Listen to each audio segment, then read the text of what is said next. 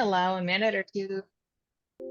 Hi, everyone. I'm just going to allow a minute or two for people to sort of enter the room and settle in and get sorted out. In the meantime, just introducing myself quickly. My name is Linda Griffey, and I'm the Education Programs Coordinator with Business Link. Today, we are going to be talking about market research for business success.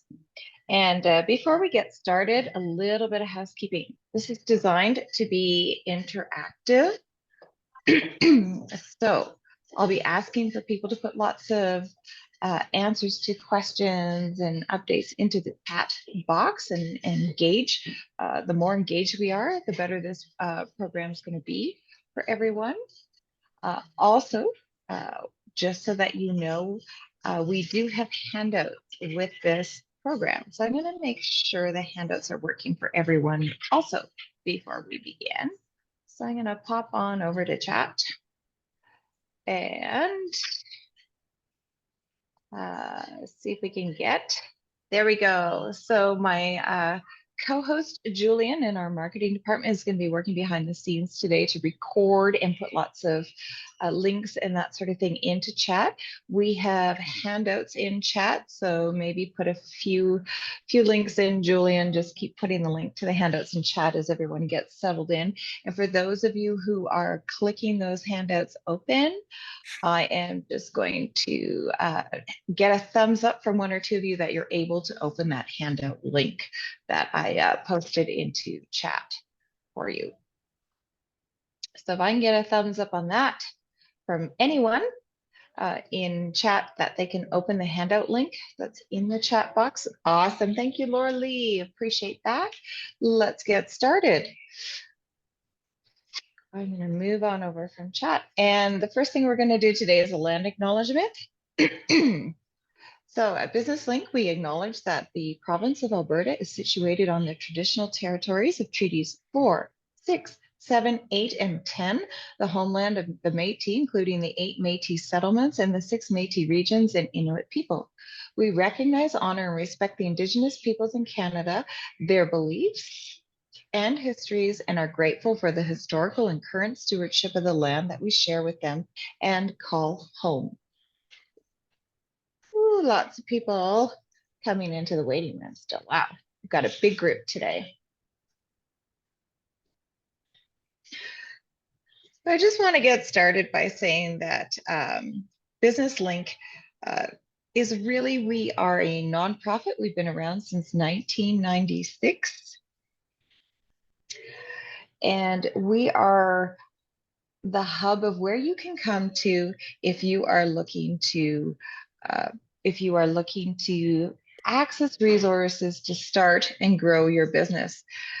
We definitely specialize a little bit more in pure startups, people at the idea stage and the business planning stage. But think of us as Alberta's 811 for small business. Our job is to help with a few resources, but to also link you and get you to the resources you need to get to in order to start and grow your business. So we have strategists who answer the phone. We have folks who can help you. We have a new mentorship program that started. We have a number of programming options internally that we provide, along with a free interactive business planner. So if you're doing your business plan, we have a link to that as well. I'm going to have Julian just throw a few of those links into chat for you as well. But most of you will have explored, the website already, but feel free to explore our website because we really have a lot of resources for you there as well. I just want to pop up the interactive business planner. Who here put a thumbs up or maybe a message in chat is currently working on their business plan, has a business plan underway and they're working on that? If you are, this is a great resource for you as well, the Business Link Interactive Business Plan. Okay. Next up, I want to sort of take the temperature of our group of people here today. I want to know what stage of business you're at. So let's start with, are you at the idea stage? So you're under a year old, you haven't maybe yet registered your business, or maybe you have, and you are putting the plan together, you're starting to sort out what it means to be in business. Great, we've got someone at idea stage. Startup is when you've actually registered the business, you're actively seeking your first customer, you have your product or service in place, and you're ready to go. You are in startup at that stage. So that's typically at the 1 year stage, 1, 0 to 2, let's call it that. And then we have business of 3 years old, maybe 1 to 3, trying to grow your business and stay sane doing it. Growth can be even trickier than startup, believe it or not. And if you're 3 years and up, you're in skills development. You've already got a bit of a team around you and you're in skills development, and maybe you're attending today's session for that reason. Good. So we have a lot of people who are in idea stage. We have one person in skills. Great. Skills development, startup, skills development. Awesome. Thank you for letting me know. And that way I've got a bit of a lay of the land for that.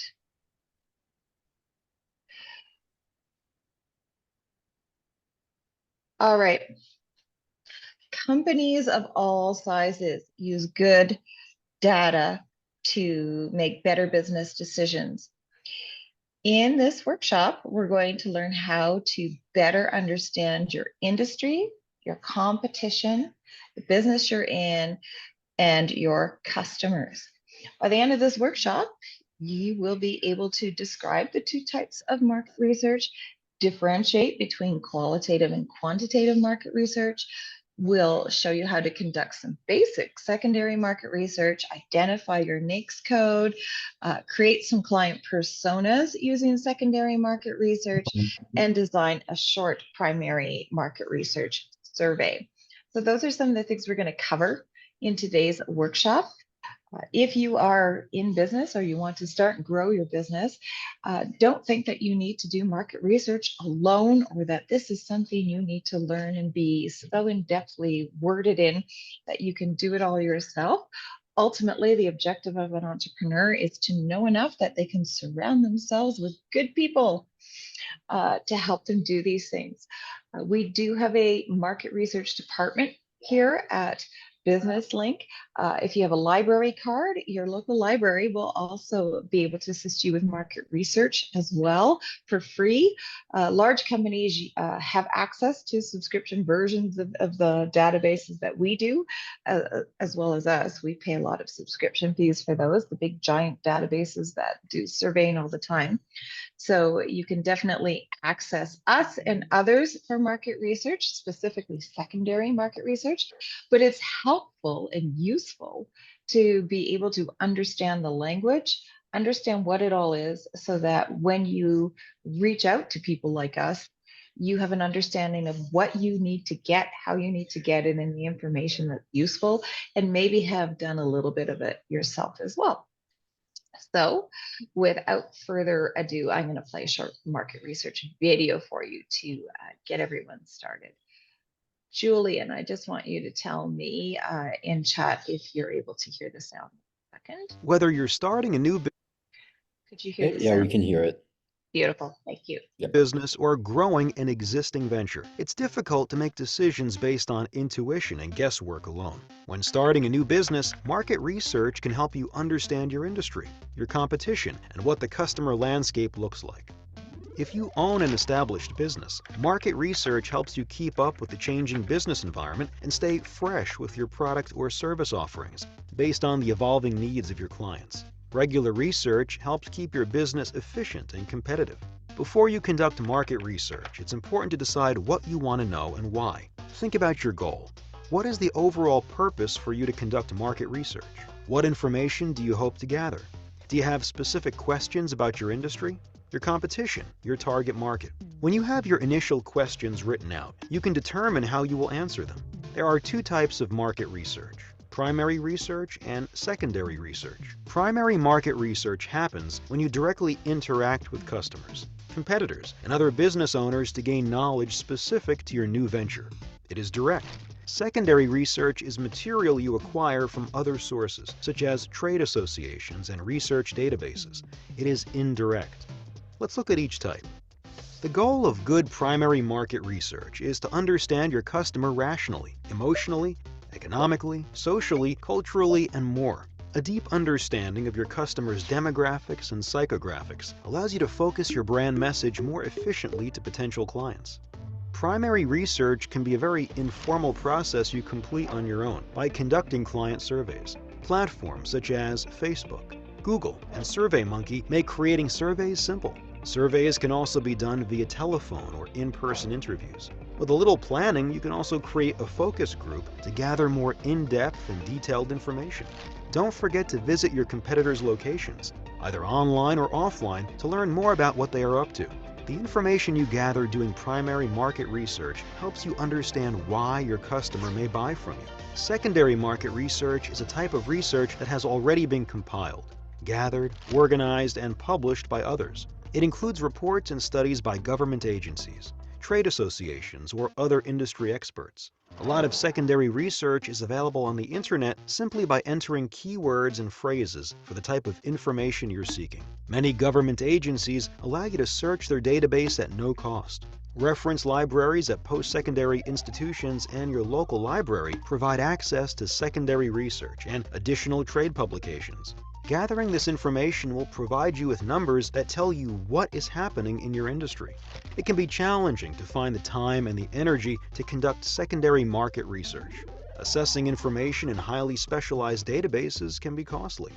Once you find all the information, there is no guarantee that the numbers will be up to date.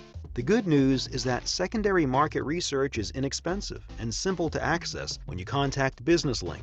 We help you sort through the data so that you can make informed choices when starting or growing your business. You can move forward confidently, backed by solid market research.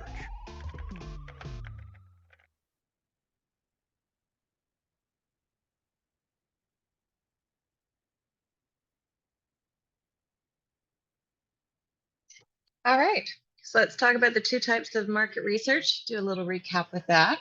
Primary market research is research you conduct yourself or hire someone to do for you. So think about when you walk into a grocery store and you're taste testing items there. That's market research. That's primary market research, going right to the source, getting feedback on the product or service or whatever it is you're doing. You can also do primary market research on your competition. When I started my second company, we did a lot of primary market research on our competition simply by sending friends and families and coworkers and people I knew to the competitors' storefronts and operations, and just asking those people to provide me with feedback on their experience at my competitors, understanding what was going on and what my competitors were doing. So you can certainly do primary market research that way. I like to call that corporate espionage. So we did a bit of corporate espionage on our competition. What was the experience like for people that we sent out to the competitors to get that information from them? So that's really what primary market research is.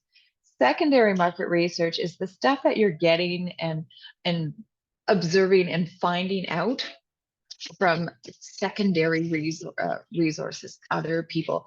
It's data. Usually the data when you're doing secondary market research can be a little bit old. So it can be, 1 to 3 years old already by the time you get it, because it takes a lot of oomph to collect that data. It's statistical data and big data. So it can take a lot to collect it. And you may find that some of your secondary market research is a little bit dated, simply because it takes that long to collect and examine and generate reports on and do all of that kind of stuff with.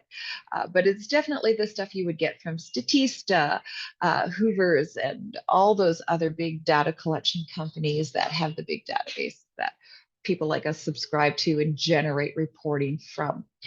Okay, so those are the two types of market research. The types of information you get from market research are also of two types. We have the qualitative information you get, so the descriptive information that you would receive. Uh, It talks about the where, the when, the why, and the how of decision making. It's related mostly to people's attitudes and how they feel about something. And oftentimes it'll be, oh, how how did this product or service make you feel, or how did it taste? That kind of information. It's very descriptive and engaging type of information you get, and you can get that from surveys and taste testing and that sort of thing. So it's the touchy feely kind of information you get. The quantitative information you get is more factual numbers, uh, statistics based, or very numbers related. Um, so you really get a different type of data there, a more scientific, numbers based data. And again, you're probably going to want a little bit of both when you're doing some market research for yourself. Okay, so we've covered the two types of research and we've covered the two types of data that we get from market research.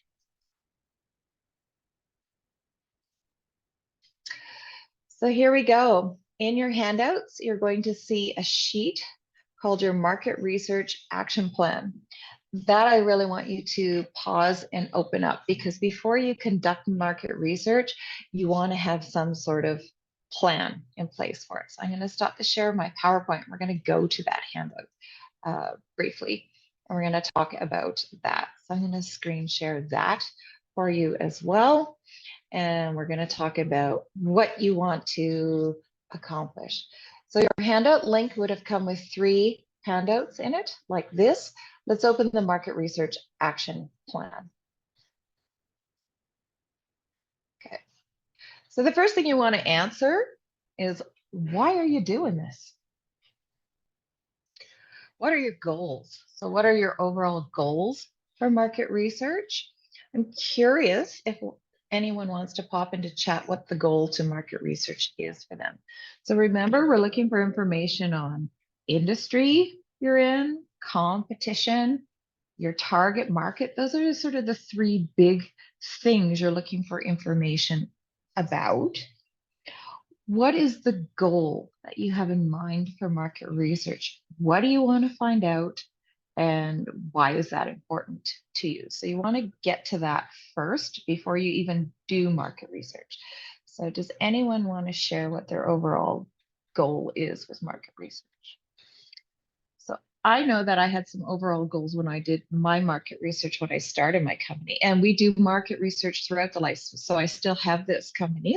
They're 25 years old now. I can't believe it. But we do market research all the time in my company. We really focus, we spend part of the year focusing on uh, who our competition is and what they're doing. We spend part of the year in my business on understanding what's going on in the industry and what changes are happening in the industry. So, how is AI impacting the industry I'm in, or what's going on in general in the industry? Are we seeing, I'm in a B2B business, so are we seeing a group of clients that I deal with, their needs shrinking, and a different group of clients having needs? What are we doing? Okay, so we have someone say, my overall goal would be to find out if my product and service is viable. Uh, oh, how well must a book do before adding complementary products? Okay, idea validation. So you want to validate your idea. So who here then has done a little bit of primary market research with friends, family, strangers, going, hey, this is what I am doing? Uh, do you think this is something you would buy?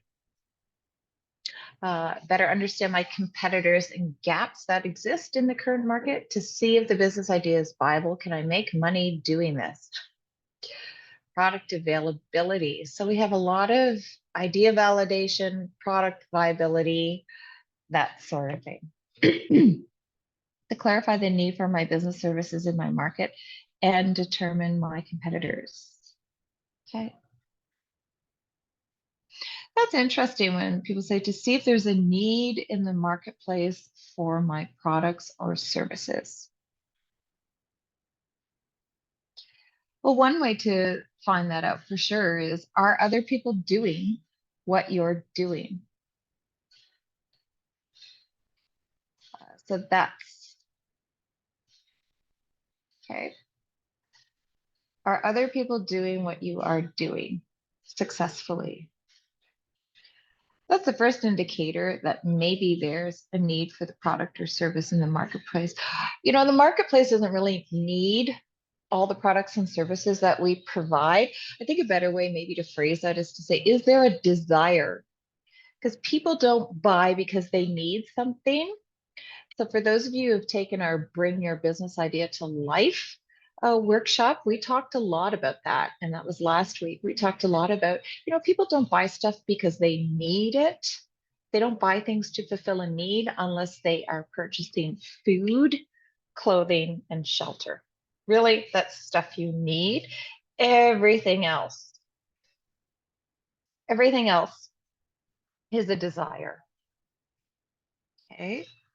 So think about that. So if you've got that, you've got overall goals. Now let's put it into the category. So to determine how much to charge for my product or service, oh, good, because we're going to show you some financial ratios there. To clarify the desire, let's do it for my business services and determine my competitors. So you have some competitor goals. Who are my competitors? What is the actual industry I am in? Are there others in this industry? What are the needs there? And target market, who's going to buy the stuff, right? Who would buy this stuff? Uh, Market research is not going to let you know, I'll just be blunt, whether or not you can make money at this thing. The design of the business processes that you put in place to deliver the product or service to market and how you work at that design over time is going to determine whether you make money at it or not. And there's all sorts of components to the design of your business. There's the design of the marketing, there's the design of the HR, there's the design of the operations, there's the design of the financial dashboard, there's the design of all of that. Putting that together and allowing that to work and putting those processes in place are going to determine what you make for money. What you can do with market research is take a peek at what your competitors are doing, take a peek at the industry in general, and take a peek at who could be a client potentially for you and determine whether there's enough of that there for you to design that business for. That makes sense? This is going to help you determine if there's enough there for you to move forward with designing your business. What if your business idea is a novel and original idea and no competition in the market? How do you conduct market research? Everybody has competition. So the first question you have to ask yourself is, my idea is novel and no one else in the marketplace is doing this. Who is currently solving the problem my customer has with this novel new solution I'm providing for them? So I'll give you an example. When when the car was first invented, there was no we call that direct competition in the marketplace. So the first person who came up with the idea of a car, an engine on wheels taking you from point A to point B, that was novel. There was no one else doing that particular thing. Or maybe there were other people doing it sort of hack off in their garages. So maybe they were the first garage startups in their garages building this thing. And there was no direct competition for that. There weren't other cars on the road. There weren't even roads to drive these things on. This was a novel, brand new, and original idea. Let's go from point A to point B on 4 wheels and get there. Obviously, that turned into a very successful idea, but that doesn't mean there wasn't competition. For a very long time, people who were building cars were competing against people who were building buggies and wagons for horses, because at that point in time, that's how people got around from point A to point B. So your competition were the people who were already helping your customers get from point A to point B very successfully with proven track records. And the question people always asked, and trains, yeah. and trains as well. Point A to point B. At that point in time, train travel across the country. Very good point, Andrew. Train travel, horse and buggy travel, stagecoach travel, that was all happening. And there was already infrastructure for that. So why on earth would somebody think it was a good idea to build a car? Because all the infrastructure for getting from point A to point B was there already, but that was your competition. So the first thing we need to understand is that everybody has competition. Competition are the people who are solving a problem for your potential customers already in a way that's different from you. Same with the taxi business. We all know the story of Uber. That too was a novel idea. There was a few tech companies and a few people out there at the same time working on the ideas about it. Lyft, Uber, car share programs, those were all sort of gurgling around at the same time. But those were novel ideas. I remember a time when you first heard about Uber or you first heard about car sharing and you went, really? Why would I need to do that? There's 100 taxis lined up outside the hotel. So that's when we talk about not having competition. Everybody has competition. So I just want to get there quickly with people because you do. So the point of the market research is to figure out who they are. So who are the people in what industries solving a problem for your potential customer? That's your competition. Okay. So that's the worksheet we've been working on now. So this is the first thing you want to do is figure out these three pieces and the goals around these pieces. And one of the reasons you're doing that is because it gives you a sense of direction. You're not, approaching a market research department or the library going, I just want to find this one little piece of information, or I just need to know this one little thing. Now you have a blueprint for how you want to go about doing it.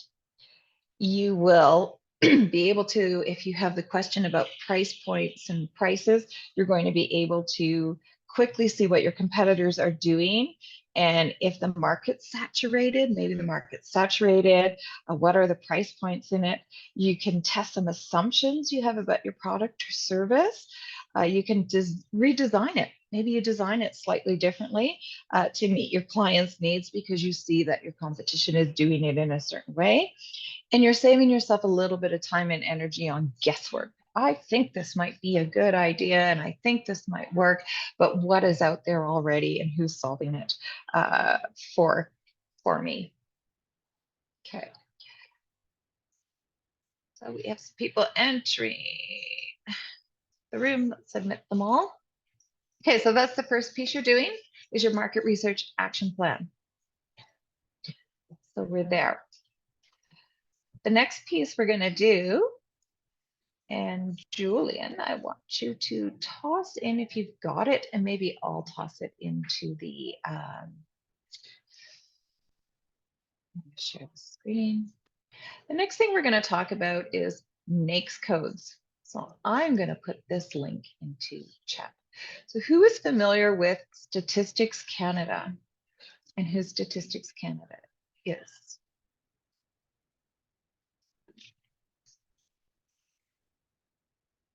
Just toss your hand up if you are familiar with Statistics Canada. I've heard about Statistics Canada. Okay, so StatsCan is your tax-paying dollars at work. Every country in the world compiles statistics about themselves and who they are and what's going on in their little set of borders everywhere. We also compile statistics that compare us to other places and other peoples. We compile statistics about all sorts of stuff. We do that so that we have good data on how we can make government decisions, industry decisions, import export decisions, banking decisions.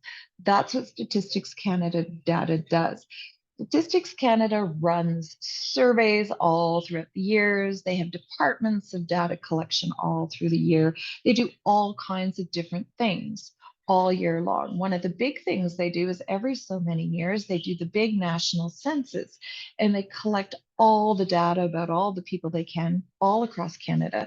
It's actually a requirement that you complete your census every so many years.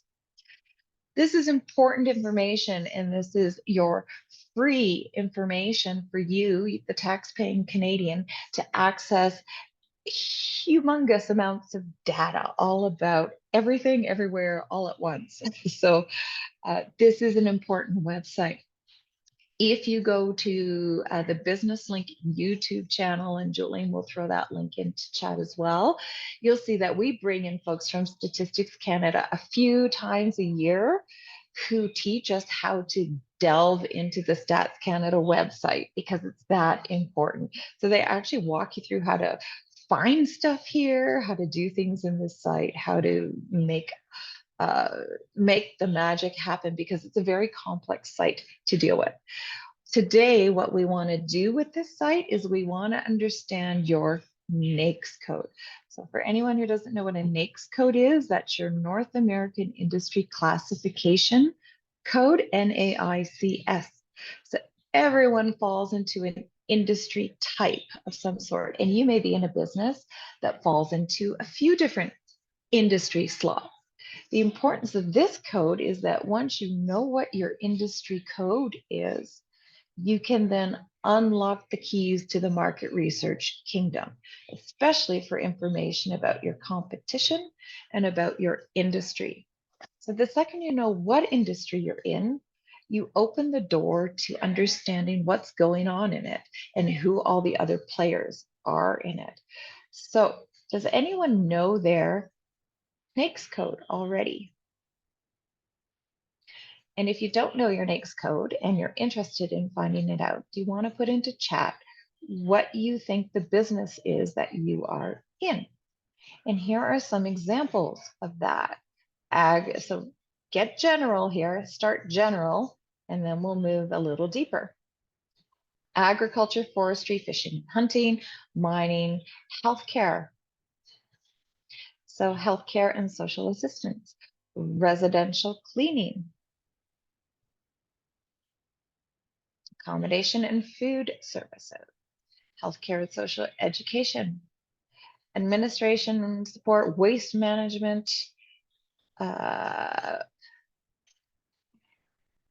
so we have someone who's found their NAICS code already, 541810, professional, scientific, and technical services. 561, retail, residential cleaning, 31 to 33, manufacturing. Okay. So once you have a general idea, and if you don't, you can search. You can type in residential cleaning.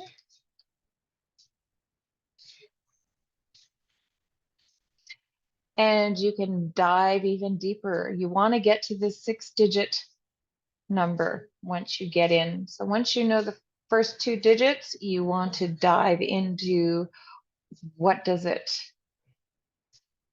actually mean. So is it janitorial services except window cleaning? Wow.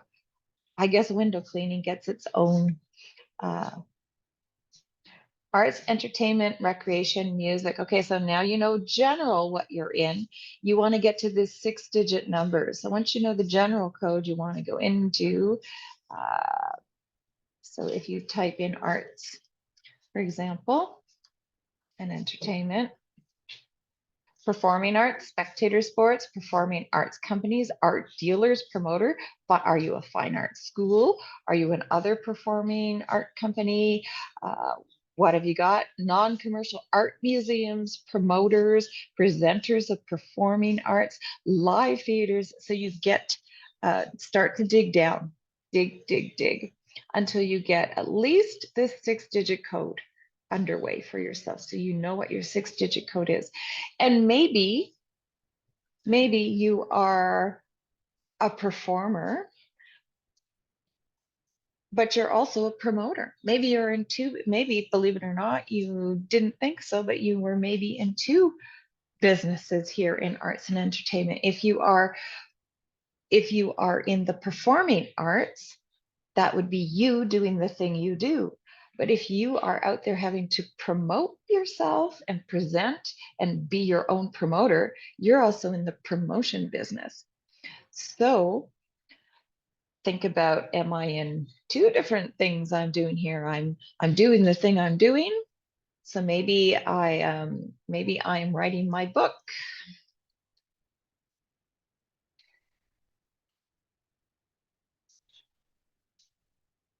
but am I self-publishing my book as well? So maybe you're in the arts and entertainment business in some level, but you're also a book publisher and an author, and you are in the publishing industry and support activities for printing. Um, so you may be your own publisher and you're a book publisher, bookstores and dealers. So what is your industry? Book publishers, the Canadian industry, maybe you're starting there. This Canadian industry comprises establishments primarily engaged in carrying out various design, editing, and marketing activities necessary for producing and distributing books. These books may be published in print, audio, electronic form, or online.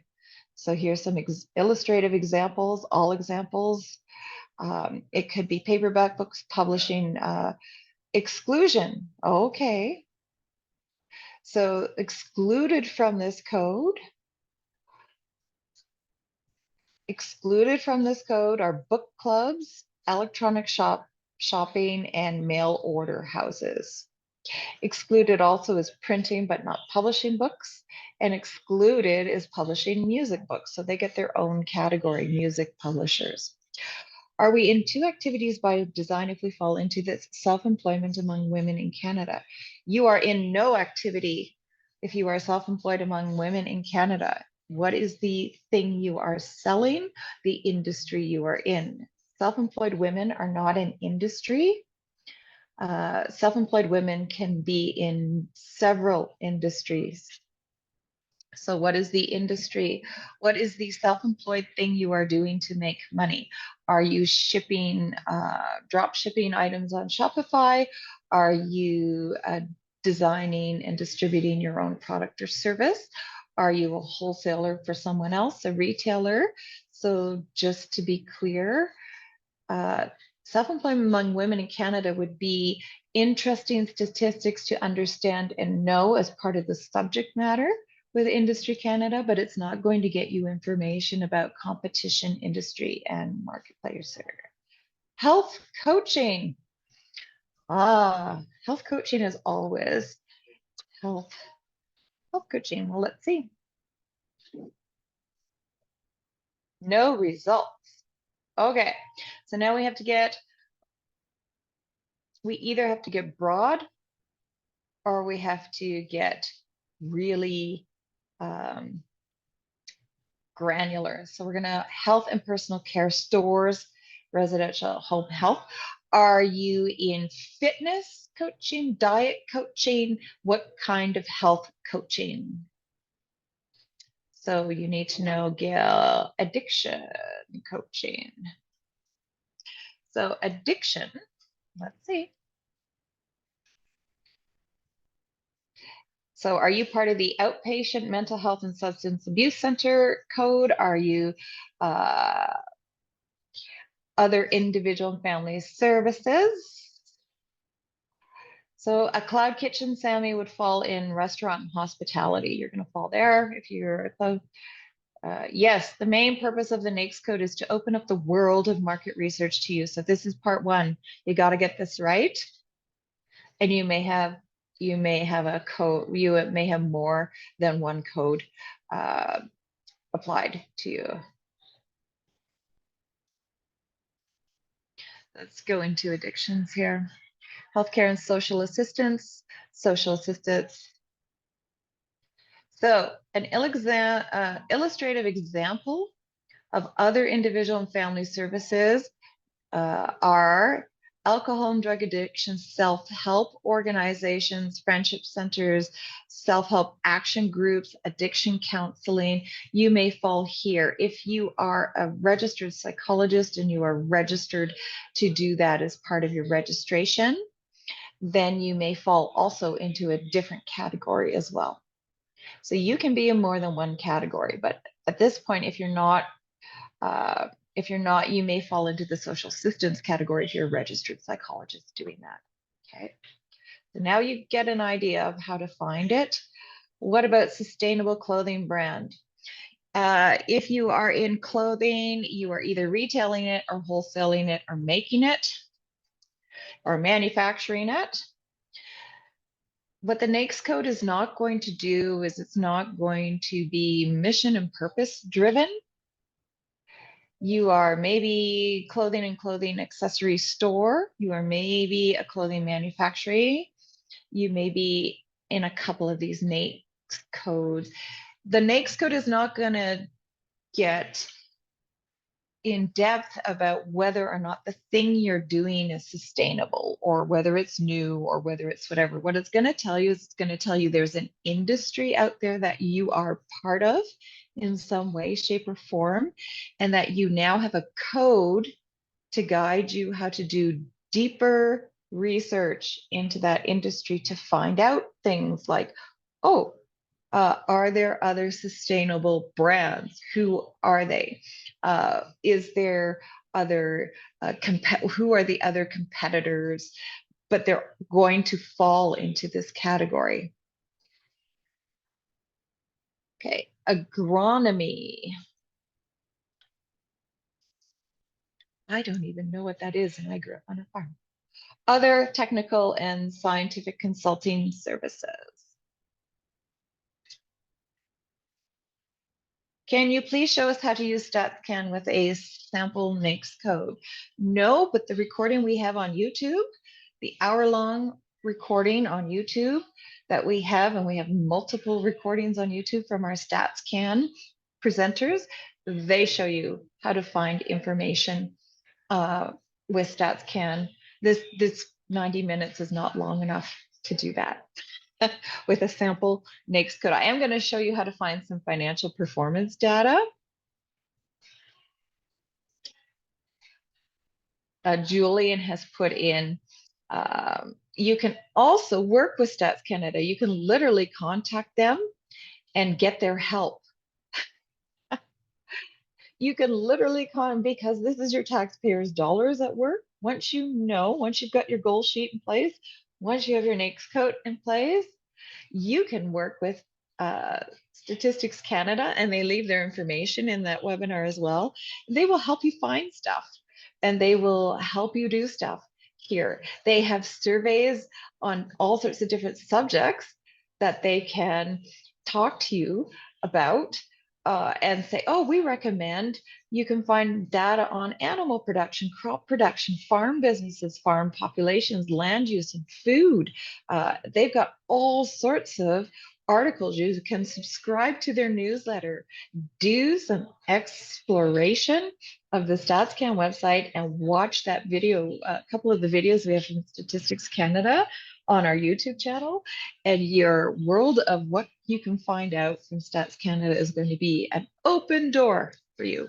We just don't have time to show it all to you here. So I'm not going to show you everything you can find on Statistics Canada other than getting your NAICS code, because that's the key to the kingdom. And you may have more than one NAICS code applicable to you. You can also work with Stats Canada to find out if what you're doing and what you think are your NAICS codes are the NAICS codes for your business, okay? Because that's going to open up all this data for you, okay? One of the pieces of data that's going to be opened up for you is with positive sale. Okay.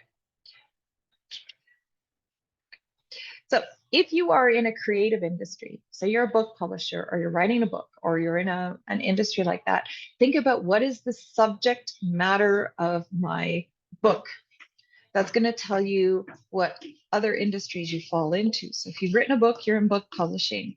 But if you've written a book about how to build a tiny home or a tiny home living or whatever that may be, then you're all, and you want to access groups of potential customers and industry information about that, then you're in the construction industry as well. And you want to get information on that because that's where you're going to find out about people who are in the industry doing those things and the potential customers for it. So if you've written a book or you've written a self-help guide or you're in that kind of landscape, you also want to know the industry of the subject matter you're writing about, because that's where you're going to find your customers and that's where you're going to find your competitors, along with understanding the business you're in. So you're in the business of book publishing, but you're also in the industry of this thing that is the subject matter of your book, and those are the people buying the book from you. Okay. Okay. 561990. Okay, let's go back to 561990.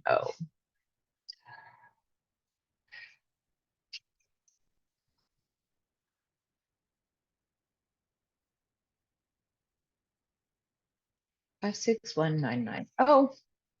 Enter. All other support services. Oh, welcome to, okay, administrative and support services. So what is the thing you do that you think falls into 561990? I think it's Miriam. Thank you, Andrew. You've indicated the Office of Statistics and Information has stats available as well. So Miriam, you fall into 561990.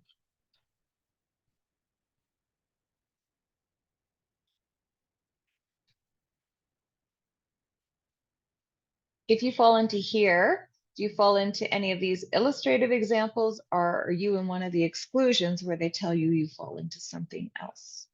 That's how you know what you do if you fall into a category like this.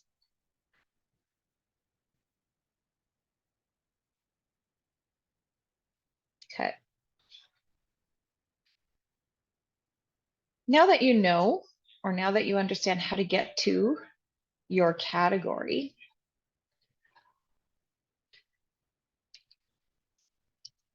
just do kitchen. See what comes up in kitchen.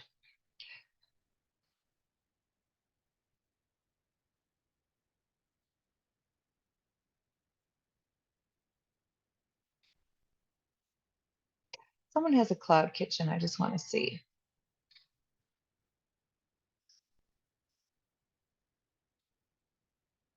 You probably don't fall in here. Cloud kitchen is where you've got 10 different restaurant names under one, and Uber and Skip are coming to you because someone ordered from Edo, someone ordered from this brand name or that brand name, and you're just preparing all of the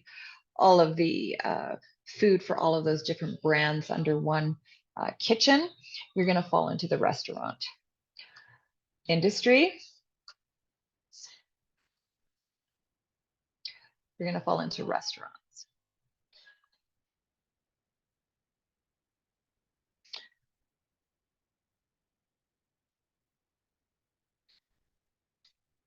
Okay, full service restaurants, food and service drinking places, local household institution, full service restaurants. You are maybe a food service contractor. See here, cafeterias, industrial. You're an industrial cafeteria, for lack of a better um,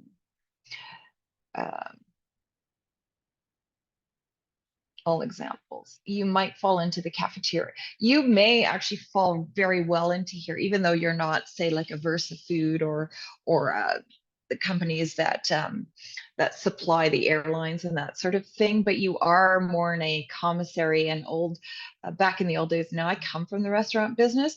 You may find the most valuable information for you and your business here as a food service contractor because you're not falling into that full service sit down restaurant industry. So let's get to understanding. So we know that you can contact StatsCan to get lots more industry information and a lot more detail. You can also use that NAICS code and the information you think you need to gather from it and contact our market research department and get free help with your market research. Just knowing your NAICS code and your goals. Our market research department, Barry, we have access to all these lovely databases beyond Stats Canada. And the importance of your NAICS code is also to get financial data. So people are saying, well, how do I know what to charge for my pricing and how do I know what to do? Well, your industry has some standards around things like what your average cost structure should be for your cost of goods, what your cost of goods sold should be, what your average industry competitors pay for utilities and rent and HR and all of those other things. And that's what you find in your financial performance data. it can help you better understand how competing firms operate in your industry. And when you start a new business, it can help you uh, provide accurate cost structures when you're putting your cost of goods sold together and everything else together. You can now get a little more accurate when you're presenting to potential lenders and funders about where you got your data from in your financials, because you didn't just guess at it willy-nilly. You went and found some financial performance data through Statistics Canada that tells you these are the industry standards, and you could answer that question that way to your lenders. Well, based on the Statistics Canada financial performance data, we built our 2-year cash flow projections based on what we know about our industry and our experience and our research. Okay. It also helps you see if what you're currently doing, maybe 5 or 6 years in, is still kind of uh, in alignment with what's going on in your industry.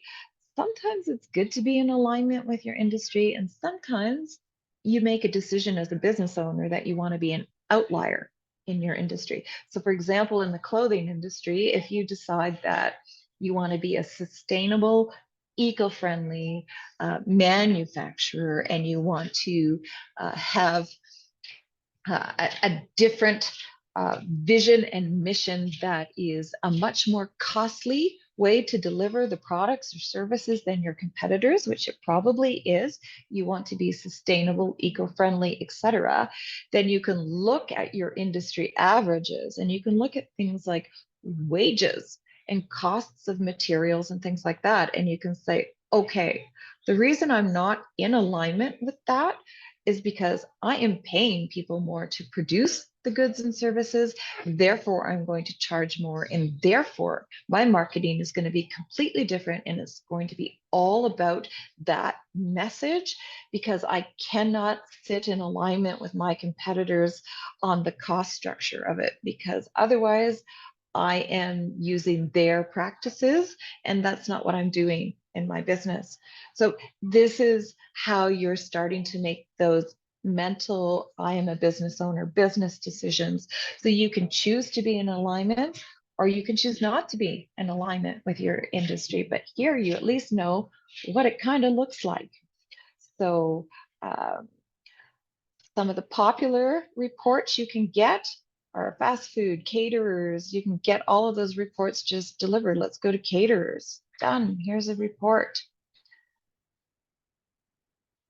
Number of businesses, 3,644 in the whole industry. Uh, Cost of sales, so your direct expenses, are 45% of your business costs are your direct expenses. 8% of your business costs are wages and benefits. 36 is materials and subcontractors. Inventory is very low. I'm surprised by that. Indirect expenses, labor is big. So in the restaurant biz, labor is big, margins are small, your costs of your goods are always going up and down. So your food costs, your material costs like napkins, forks, knives, all of those dry costs are up and down. But now you can get information on this. Who do you think you could find to help you dissect this information and help you build good cash flow statements for your business, help you build good projections and ideas for your business, and help you understand these numbers better?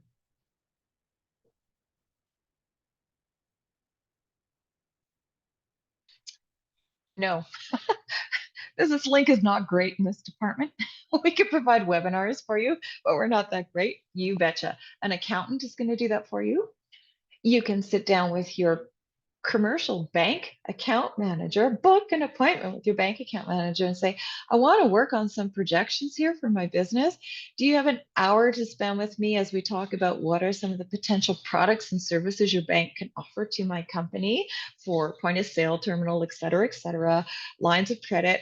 I have some information about my industry. I want to know if Scotiabank or CIBC or any of whatever bank you're with also has the same information, and if you can explain to me if I'm on track. That's your free one. Your accountant is also going to help you in this department as well. Okay. So you need to build your business to be able to afford an accountant right from the get-go. So when you're building out your cash flows and you're building out everything else, one of the costs of doing business is the accounting help you're getting, and you're using your accountant for this stuff, not for your year-end taxes. Any schmuck can do year-end taxes for you. Your accountant is the person you're doing pre-planning with. Okay, so leverage the cost of that person to do better things for you. Okay, and that's the importance of this. Uh, how do I figure out who else is also a solo entrepreneur with no employees? That's not an industry.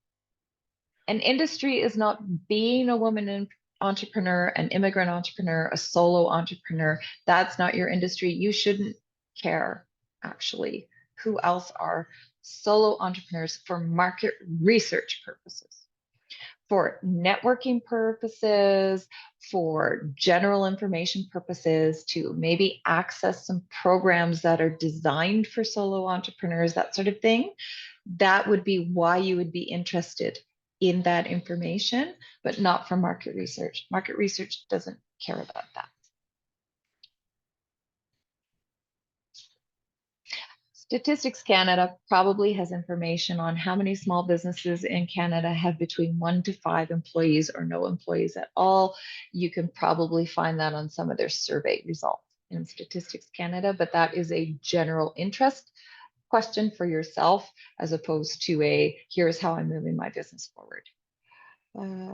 Could you elaborate on how accountants help with pre-planning? Yeah, so for example, if you want to get giant loans from places like the BDC, or so a CPA, CPAs actually learn business strategy along with accounting strategy. So the whole purpose of getting through the CPA program is so that they can be more than a tax preparer. Those people can get that program at H&R Block. They can get that anywhere else. So accountants aren't tax preparers. They actually market themselves, and they should be marketing themselves as business advisors, because they learn that as part of the CPA courses they take, is to be strategic advisors to small businesses, medium-sized businesses, large businesses. They're the people who are the CFOs in mid-sized and large-sized companies, so on and so forth. That's what the designation is all about. And we just have one now in Canada. We've done away with CAs, CMAs, and CJs. They're all called CPAs. Those people can sit down with you and look at and help you create a financial dashboard for your business so that you can look daily, weekly, monthly at the numbers, and they can say things to you like, I notice you've got 5 services here that you are marketing, and that only one of them has a good profit margin on it. Let's take a look at the one that's got the biggest profit margin together and find out why. Tell me, Mr. and Miss Business Owner, what's working about this product or service together, because we've identified it in your numbers, and let's develop a marketing strategy around that. That's exactly what I did in my business. I have a number of products and services in my business that we deliver that are all related in a business to business environment. But I had one specifically that is a repeat piece of business. It's a very small number when you charge it out. It's a very tiny number compared to some of the bigger products or services I have. But it is a product, and at my business, we call my services a product. It's a product that has very low overhead. I don't have to spend a ton on marketing on it because it's a product that people have to keep coming back for. It's a repeat product. It's a required filing product. And I don't have to spend tons of marketing on it. I don't have to spend a ton of time on it. It takes very little time.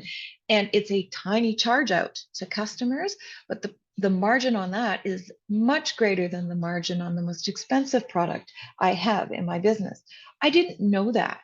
Really? I instinctively kind of knew it, but I didn't know it till I sat down and worked through a financial dashboard with my accountant, and we looked at everything I did. And what I was able to do from there was I was able to redesign how we deliver that particular product service to my customers.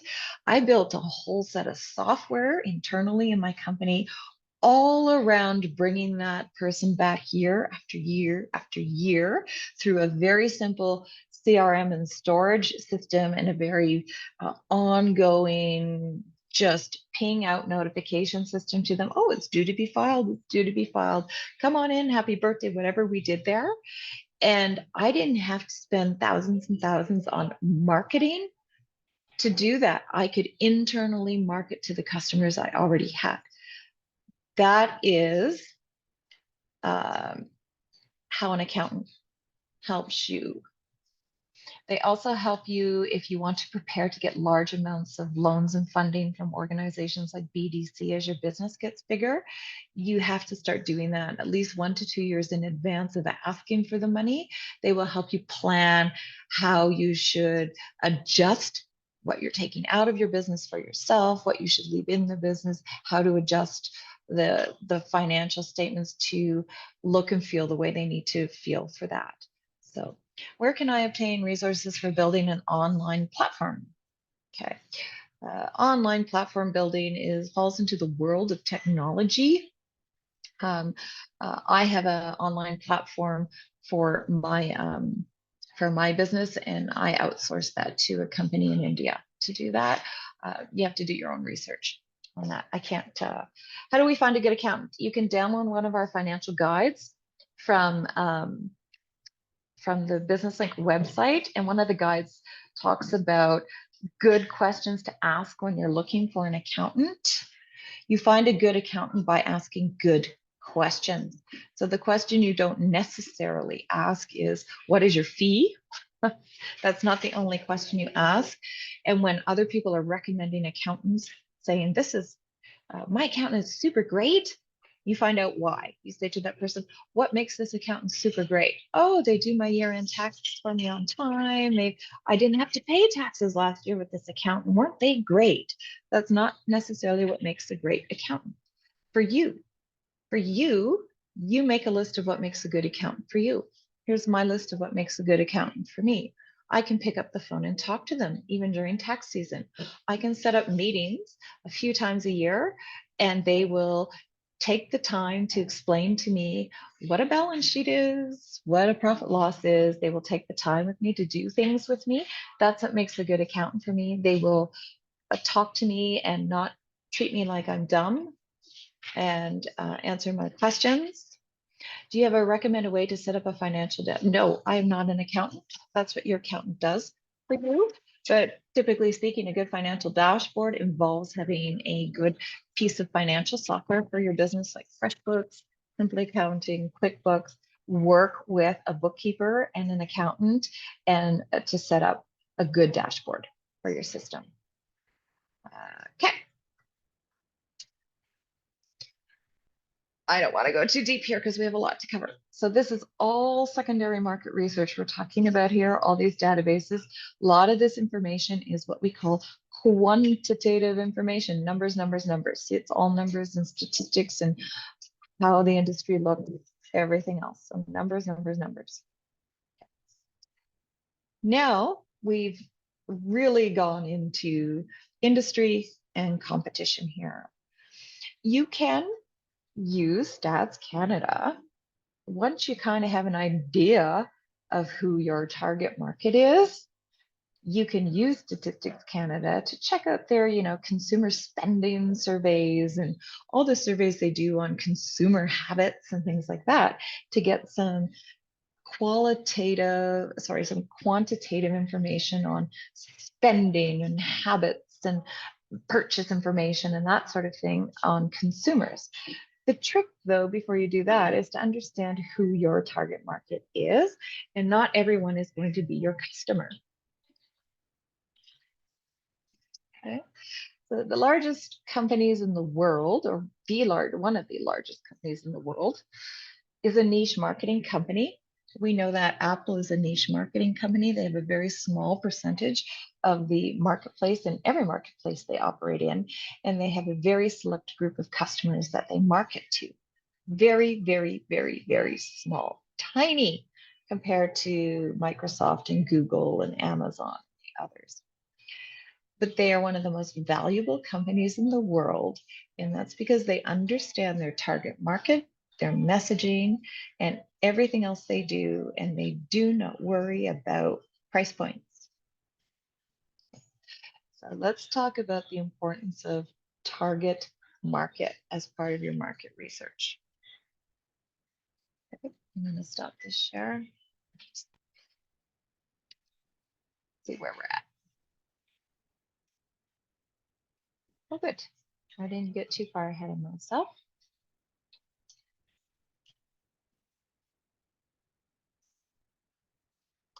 Does anyone here already have a target market in mind for their business? You can sort of pop that into chat.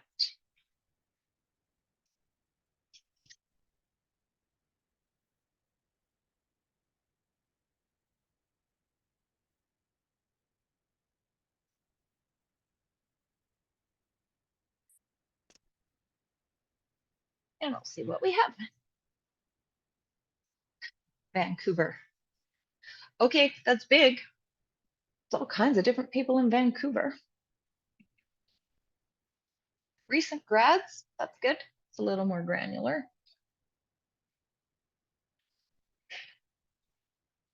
Recent grads, food manufacturers, 18 to 25-year-old students.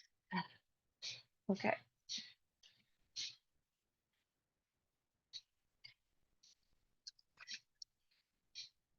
Anyone who's attended my Bring Your Business Idea to Life session will know that this is the only marketing book I would have new business owners read. It's called Duct Tape Marketing.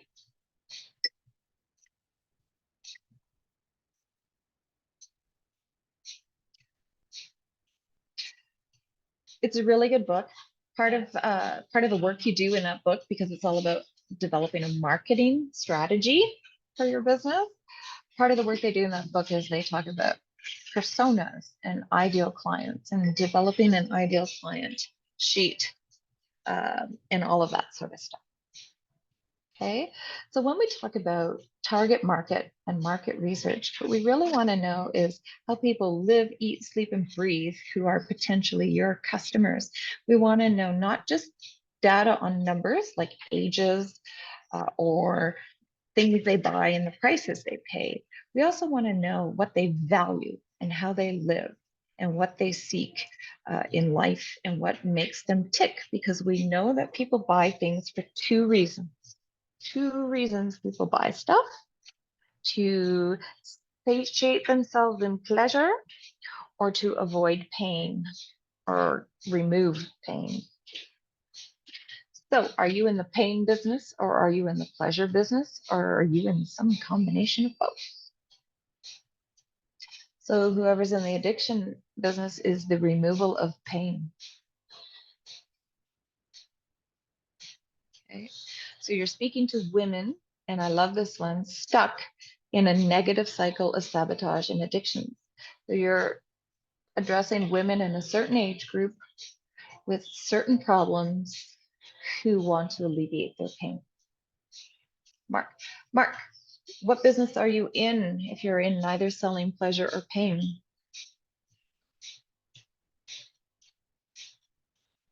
Are you helping someone make their life easier with the thing that you're selling? Yes. So you're in manufacturing. So if you're in manufacturing, are you manufacturing something that makes someone's life easier, makes them feel better in some way, solves a problem for them? Are you in a business that solves a problem for somebody? The thing you're manufacturing solves a problem. Great. Who is it solving a problem for? If it's in a B2B environment, it's solving maybe the supervisor on the floor's problem somewhere, or it's solving the CEO's problem of some sort. They've got a problem. They've got a problem. Problems are painful. So you are solving the CEO's pain, the supervisor's pain, the VP of something's pain with whatever product or service you're manufacturing. If you've ever been through sales training, this is the first thing you learn in sales training is you don't walk in saying, I have this thing that all of my other competitors have in some way, shape, or form. There's 3 billion types of accounting software out there, or there's 50 different types of CRM systems out there. They're all when I am bombarded with salespeople at my door, all of this stuff looks the same to me as the CEO of my company.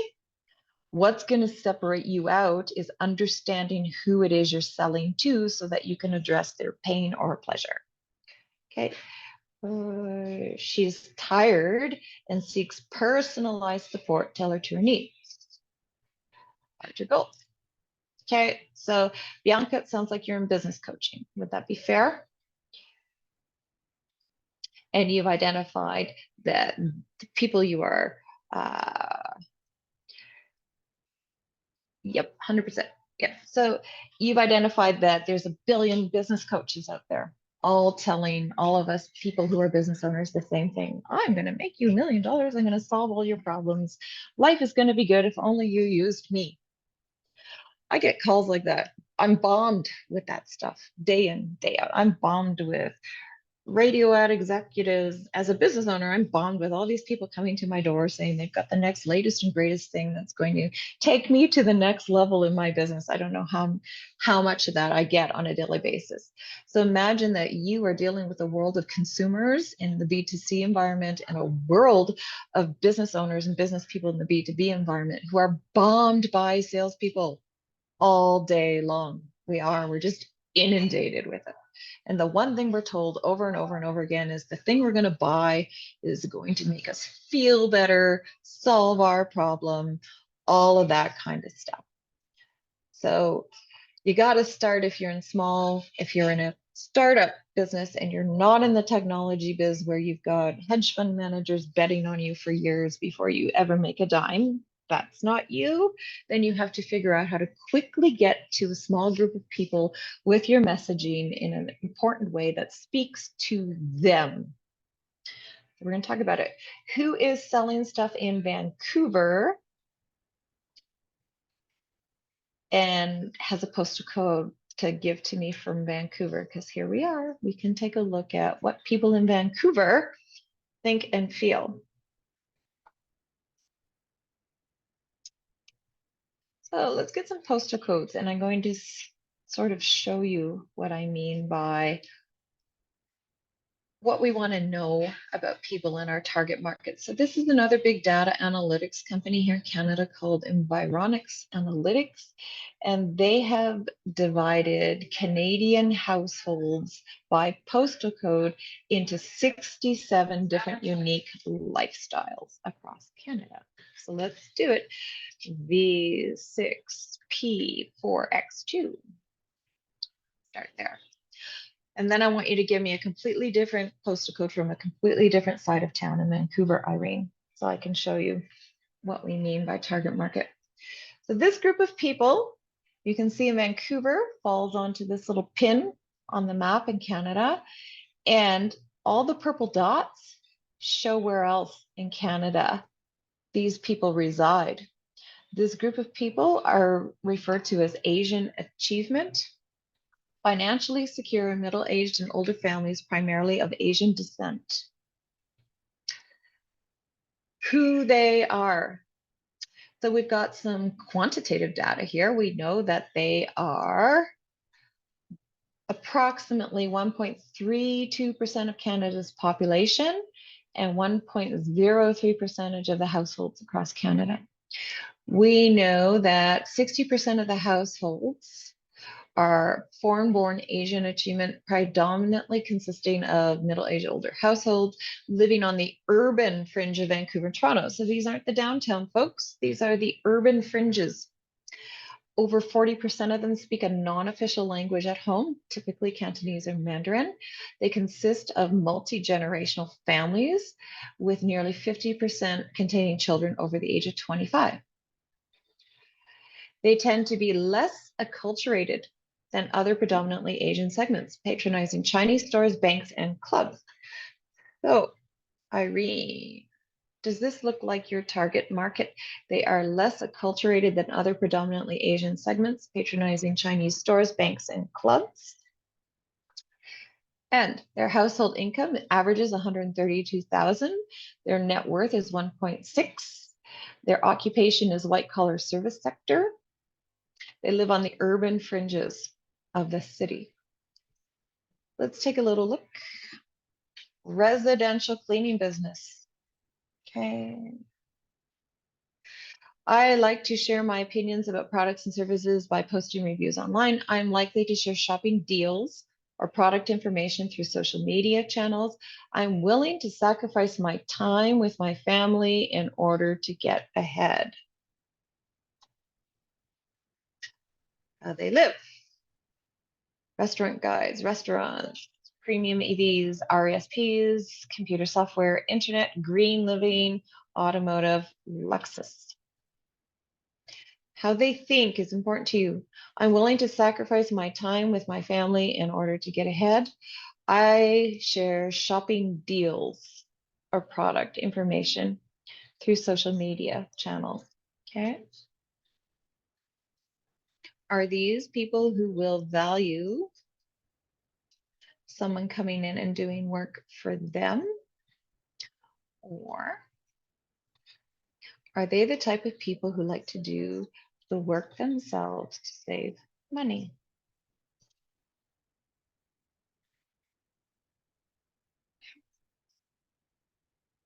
Mature and secure. So here's a Burnaby one, who they are. Older couples aging in place in urban fringe neighborhoods. They're over 55 years old. Most contain, it's a completely different group of people, Irene. They are financially secure. They tend to own stylish, single detached houses, solid investment portfolios.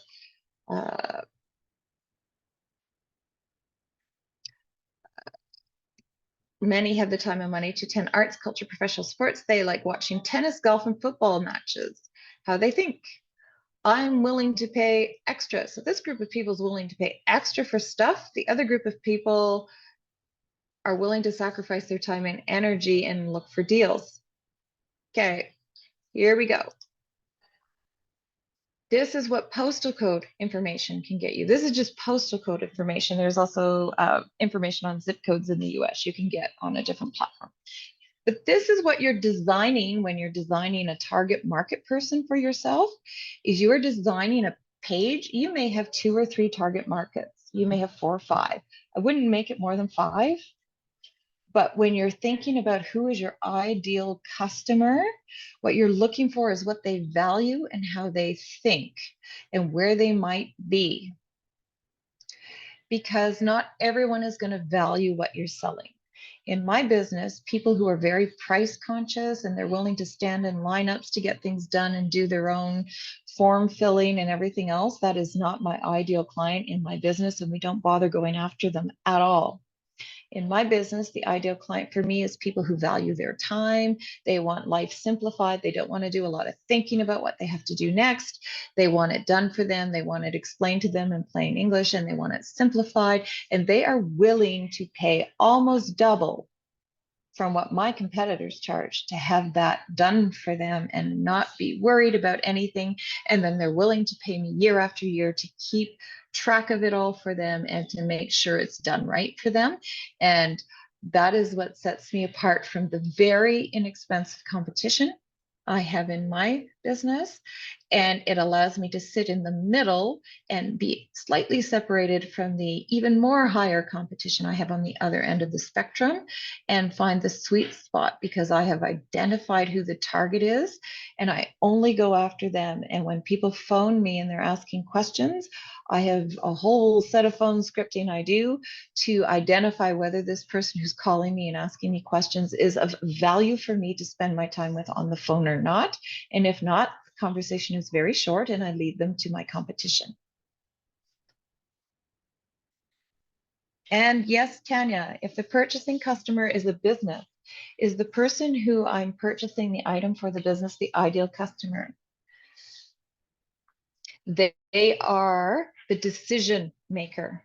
So in sales, you would call that person the decision maker, and you would want to find out from that person if they are the only decision maker, especially if you're in a B2B environment and you're selling in a B2B environment. You may be selling to the supervisor of a department somewhere, but they do not have the ultimate decision-making power to push the button on signing the check. So part of your sales process there is to ask them as part of your sales process, are you, and to do two things with them, the budgeting and asking them if they're the only decision maker. Who else is involved in deciding whether or not you go ahead with this purchase? That's key, but they are your ideal customer in the concept of they're the person you have to convince to buy the thing so that they either are pressing the button on the checkbook or they're acting as your internal salesperson to their boss or whoever else they have to run the idea past. Does that make sense, Tanya? Yes, that helped a lot. Thank you. Okay. That's what makes B2B so tricky. The sales cycle is a little long and you have to, and I don't know numbering 1 to 10. Oh, it just means they've numbered each segment. So Dom, 1 to 10 doesn't mean anything other than it was a way to list all these 6 to 7 different households. T1B 4G for you. Let's take a look at that. T1B 4G. Great. T1B 4G3 stressed in suburbia, Mark. Oh, they're in pain, stressed in suburbia.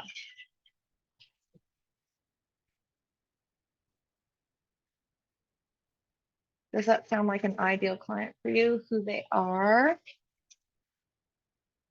how they think?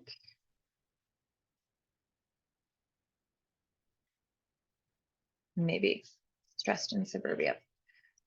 So if you are in a retail business and you are collecting information at checkout, or you're in a restaurant business or whatever business you're in, and you collect information from your purchasers at checkout, what piece of information do you now want to make sure you're collecting, whether it's online checkout, checkout in your store, wherever it may be? You want to collect postal code information.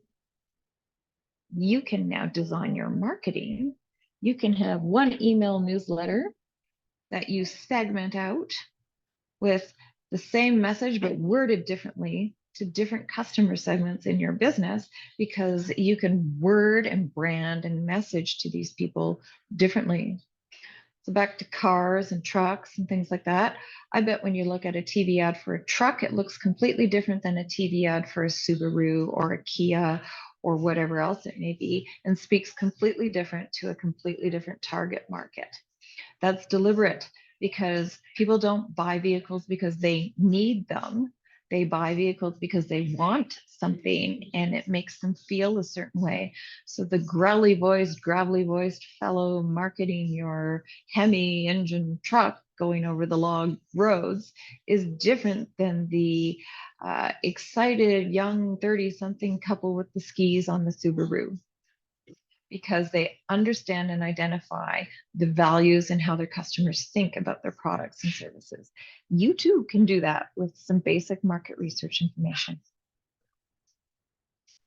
We did not get to surveys today.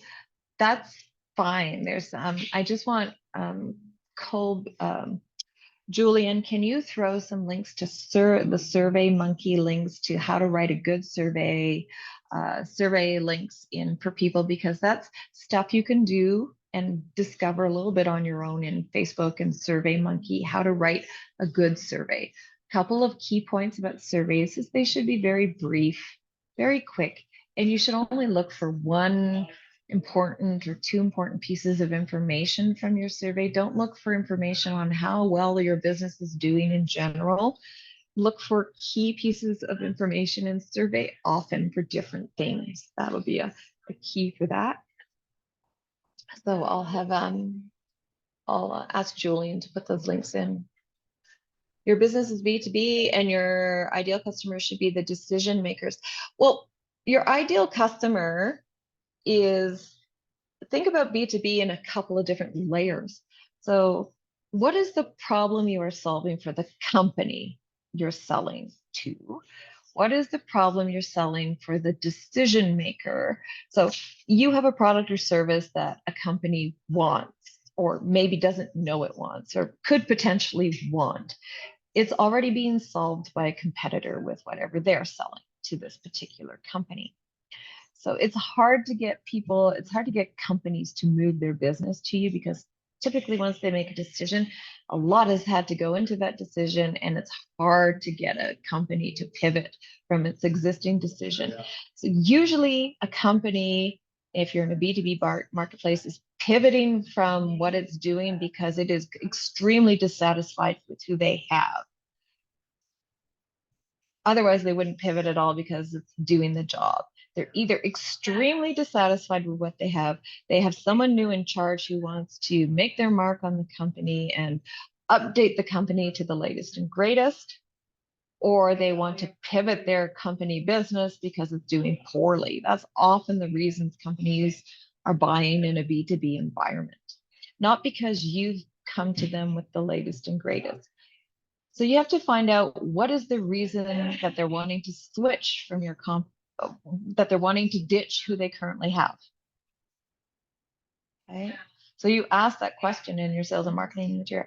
Are you uh, are you examining all of your suppliers or whatever it may be and interested in are you switching? Are you interested? So it's a long cycle. It's just a long cycle for sales. But you can definitely do that. No, you cannot get a copy of the PowerPoint, but people who attended the session today will get a recording of the session today. And you've got the handouts from today's session, which sort of recap primary and secondary market research and also provide you with some sample questions you can ask to get qualitative and quantitative data. And I'm going to open it up to some questions as well. So if you have questions you want to type into chat about particular items, I'm going to just go through the chat a little bit and make sure we've captured.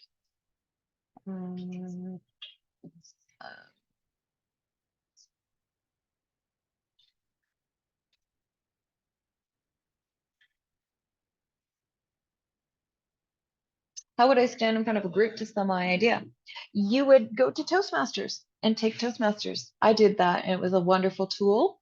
So for folks who want to get on speaking circuits and do speaking and talking and presenting, a great way to learn that skill is to join Toastmasters International Organization. You can climb up the ladder. You can become, find the nearest member organizations. They're all across Calgary, Edmonton, all across the globe. It's a global organization, nonprofit. You can network with others. I did it many years ago at the Calgary Chamber of Commerce. We did it over lunch, and every week, one of us had to stand up in front of a group, and we were comrades in arms critiquing each other. Oh, you had this many ums and ahs, and you were repetitive here, and you did this, you did that. And it enhanced and helped speaking skills. It helped me become a better presenter and speaker. I'm not perfect, but it definitely took me from the low point where I was at to the point where I am now. And it would be lovely actually to go back and upgrade my skills again with Toastmasters because it's been several years. However, Toastmasters is a great organization to join. It allows you to business network. It allows you to engage and enhance your speaking skills. It's a very comprehensive program. It's been around a long, long time, and you can feel comfortable with the people you're with because you're all learning to do it better in a safe environment together. So if speaking is your thing, Toastmasters it is.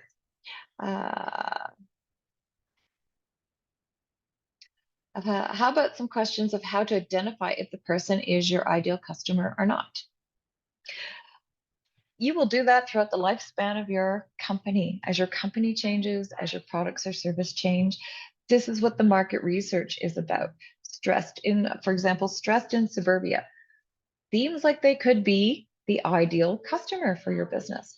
Next step, get some flyers out the door, obtain some feedback. There's nothing wrong with direct marketing still to this day. If you identify a neighborhood by postal code and you think your product or service might do well there, you now know. For example, stressed in Siberia, I like being in a large crowd. It's important to me to regularly get away from all responsibilities and burdens. Great. If you're in the commercial cleaning business or the residential cleaning business, what is the one tagline you could put on your marketing materials to test whether or not you're validating your idea? 500 flyers to that neighborhood that says, is it important to you to get away from responsibilities and burdens? Company XYZ, that's me, would love to help.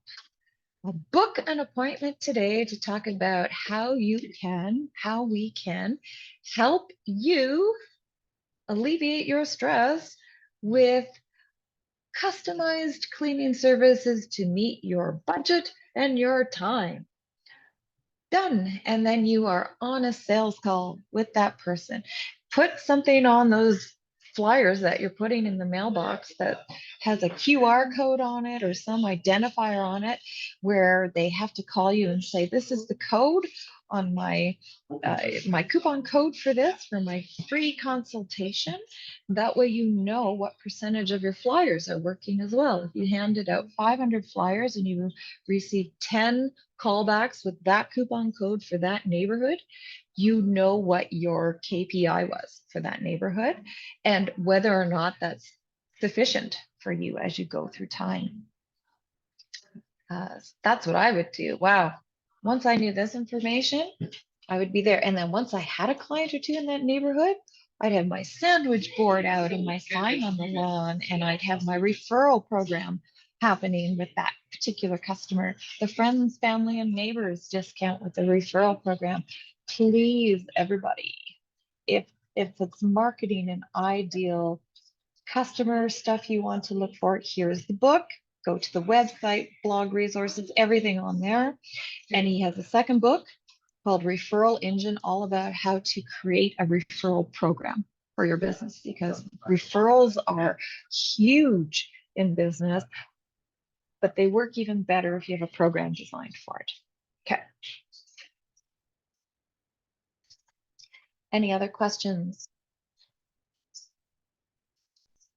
I'm going to give you some more resources as well. So we know Statistics Canada is a tax-paying government organization for you. So is the BDC. I was for 4 years a small business advisor with them. If you go to their articles and tools section, they have the entrepreneur's toolkit and they have so much information on all aspects of uh,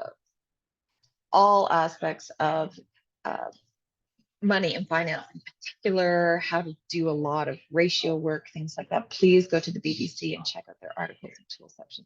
Is there a reverse search by keyword, like looking for those listed as stressed in suburbia? Don't get too hung up, Irene, with all of this. Now that you know who your ideal target is,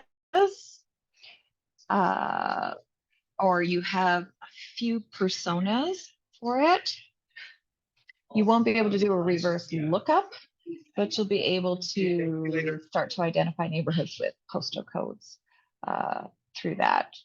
You already instinctively know.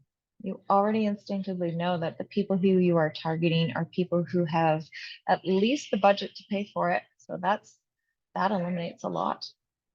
And this gives you a starting point. Stressed in suburbia gives you a starting point only to think about how to design your ideal client. Don't only use this tool. This is a tool to help you get the juices flowing and to think about who could be an ideal client for you and how to design that one-page target market ideal client persona for yourself. Think about it that way. Okay. Super. Thank you, everyone, for joining today. And I hope you received a lot of benefit. We have a number of the foundation series that we've been giving over the last few weeks that I still have to send out the videos for and a short survey from Business Link as well. So within the next 2 or 3 days, we'll send attendees this video recording along with a short survey as well. Thank you for attending. Thank you for my background helper, Julian. Really appreciate you putting the links in and going with the flow today as well.